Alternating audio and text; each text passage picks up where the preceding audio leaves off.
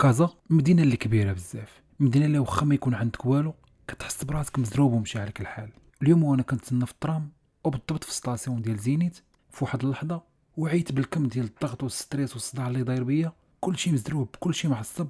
في هاد اللحظه كان سؤال واحد في بالي: واش هاد الناس بصح عايشين ولا غير دايزين في هاد الحياه؟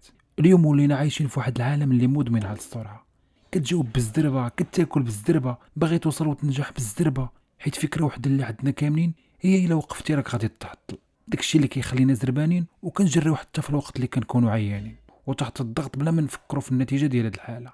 المجتمع اللي حنا فيه كيعطي قيمه للنتائج اللي وصلتي ليها، ولكن ما عمر شي واحد غيفكر كيفاش وصلتي وشنو خسرتي. وانت غادي في طريقك باش توصل لهاد النتائج ما عارفش بلي الثمن ديال هاد الشيء هو انت. انت واش غادي توصل؟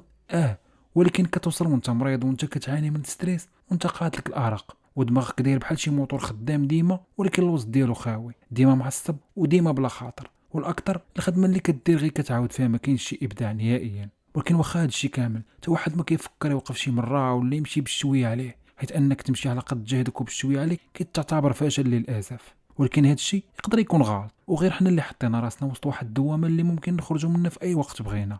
والسؤال اللي ديما في بالي: واش الا وقفنا هاد السرعه باش غادي ورجعنا نعيشوا بشويه علينا، شنو غيتبدل فينا كاع؟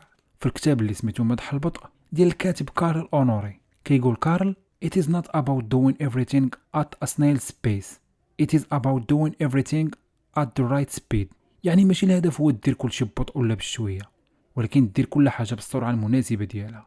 هاد الكتاب دار واحد الثوره اللي خلات العالم يعاود يفكر في المفهوم ديال الوقت. كارل ما كانش كيروج للعجز ولا ان الشخص يتخلى على الاهداف ديالو، ولكن عرف لنا البطء باللي هو ماشي ضد ان الانسان يزيد لقدام، وانما هو السر باش تخلق المعنى للرحله ديالك.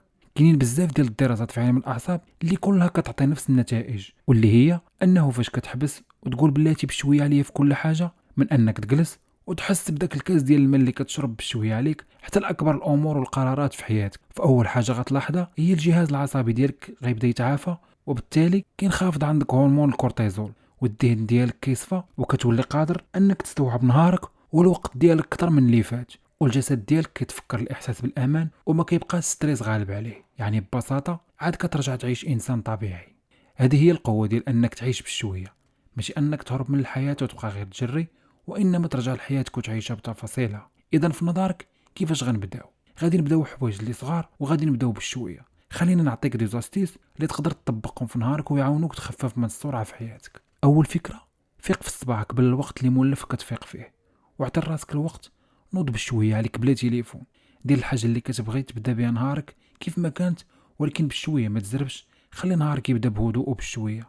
ثاني فكره: تقدر دير شي عاده في نهارك وحافظ عليها، تمشى في الصباح ولا كتب اليوميات ديالك ولا شي هوايه ديالك ديرها، ولكن بشويه. ثبت راسك في ديك اللحظه وحاول تعيشها 100%. ثالث فكره: تعلم تخلق 10 دقائق في نهارك غير باش تتنفس مزيان. التمرين ديال التنفس اللي جربتيه انا متاكد باللي غيخلق لك فرق كبير في نهارك. غنخلي لك الطريقه ديال التنفس في الديسكريبشن.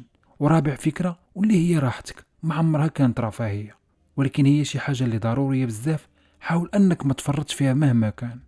السرعه ماشي ديما كتزيد بك لقدام، ممكن تكون هي السبب انك ترجع للور.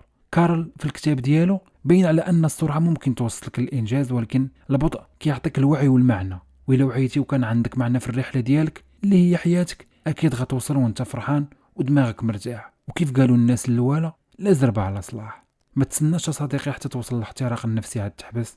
اختار الهدوء، اختار الوضوح، اختار الحياه، ماشي تزرب وانما تركز. بدا تقرا بالشويه وتخدم بالشويه، والاهم انك تعيش بالشويه.